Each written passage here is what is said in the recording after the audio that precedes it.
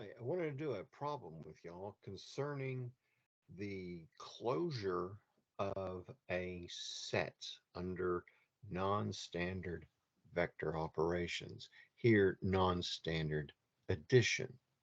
So let me get to that screen that I've shared with you.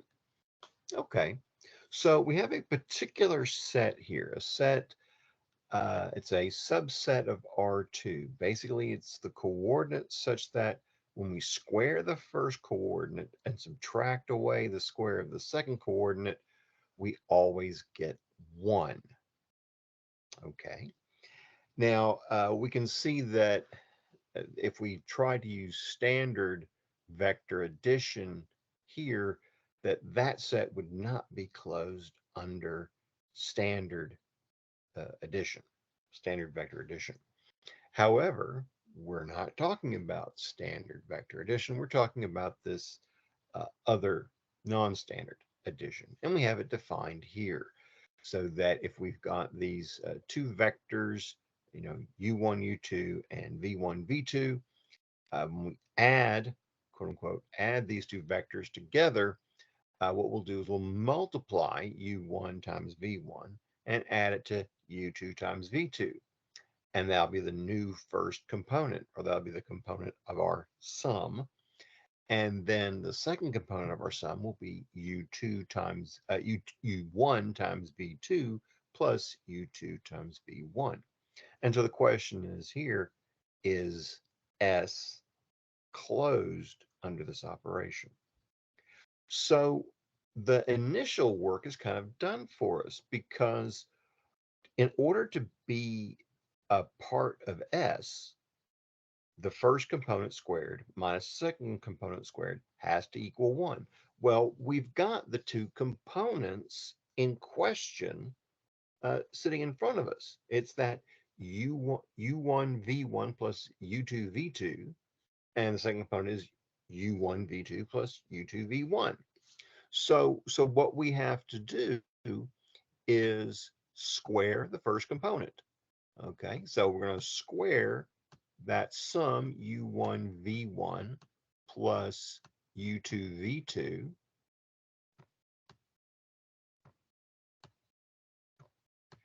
and then we'll subtract away the square of the second component.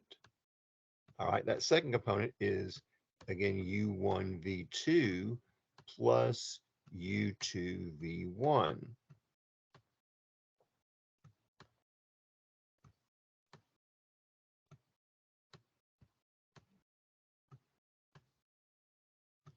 And so now you say, all right, well, what does that equal? What can we do with that? Well, basically what we're looking at is squaring two binomials. And I just realized that I made a mistake here. So let me correct that. We are subtracting those squares. Okay. Important thing there. Be careful. All right. So now we have basically two binomials that we're squaring. And hopefully we remember enough pre-calculus algebra that we don't mess this up. But that's going to be the first one squared, and then the middle term is going to be 2 times the product of the two terms. Well, if I put this in sort of alphabetical and numerical order here, that'd be u1, u2, v1, v2. Because again, it's all real number multiplication, so that's commutative, and that's a v there. And then we'll have u2 squared and v2 squared. And again, we're subtracting away the square here in the second term. So I got u1 squared, v2 squared. And note that I'm going to have a plus 2.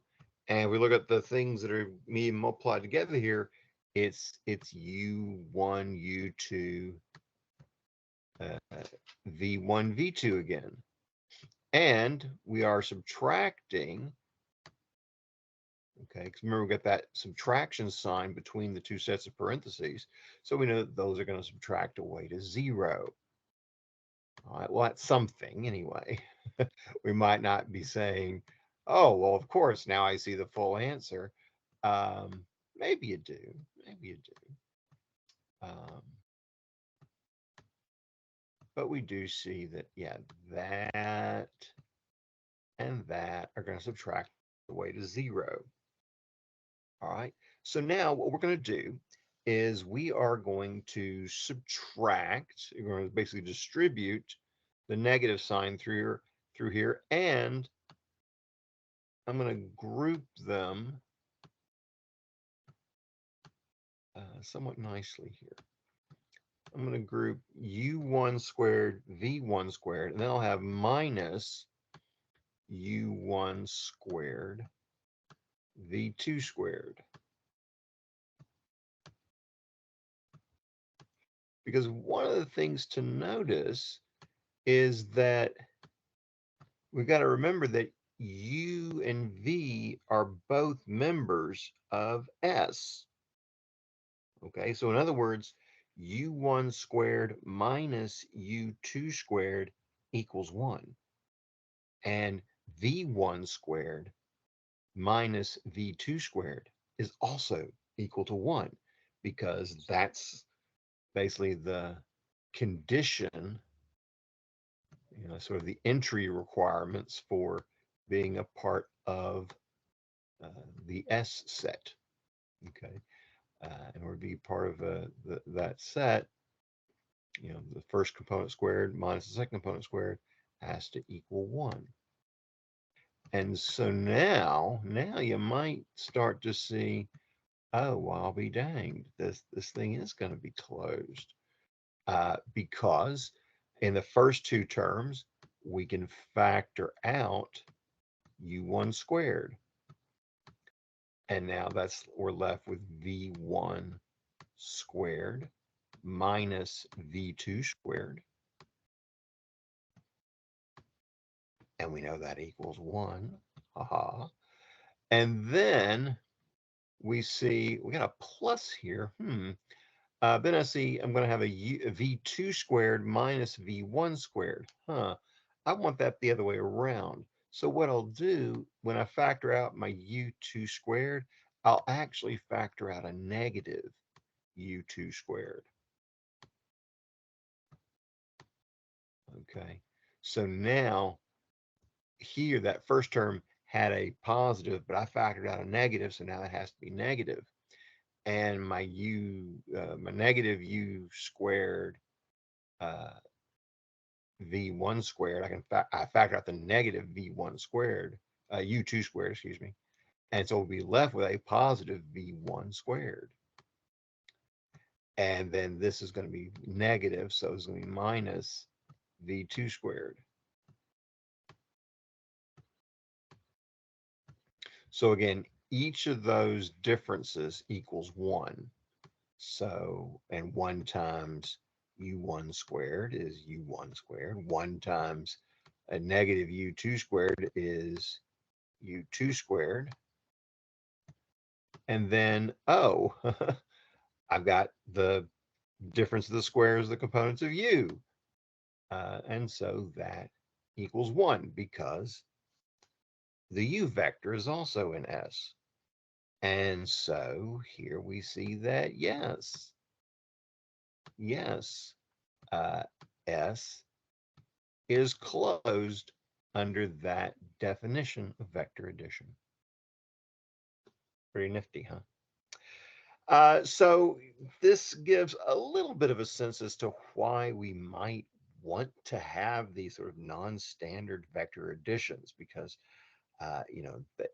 sometimes standard addition doesn't keep certain vectors inside certain sets, and sometimes that's important. Here we have basically vectors that are on a unit hyperbola, and so this is somewhat of a foundation of hyperbolic trigonometry and hyperbolic geometry. Some pretty interesting topics. Okay, so hope you got something out of this, and I will see y'all in the next one.